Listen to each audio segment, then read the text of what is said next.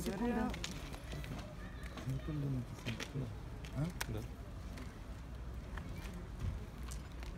Днес ситуацията, искрено се радвам, че беше в самия център и благодаря на всички институции, които овладяха ситуацията.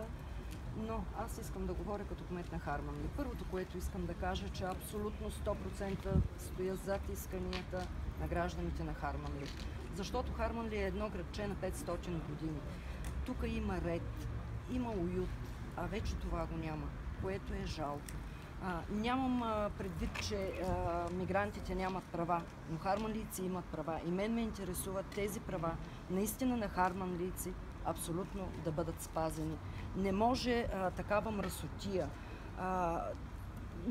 По никакъв начин не заставам между различните религии, но в крайна сметка ние си имаме нашия живот, ние си имаме нашите права, искаме си града чист и с съответните законови норми. Аз в тая посока говорих на срещата, че освен тяхните битови искания, питах ги след като напуснат тази врата на миграционния център, какво се случва в града ни.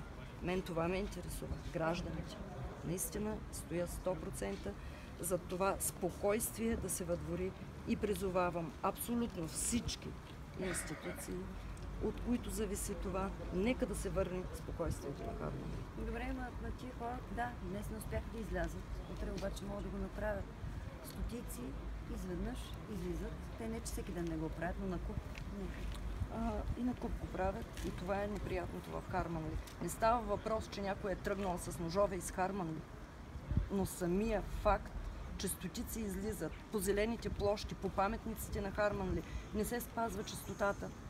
Това не е нашия живот. Искаме си Харманли чисто и спокойно.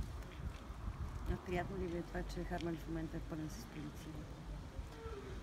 За момента, за инцидента, просто се радвам, че гражданите ми по някакъв начин са защитени.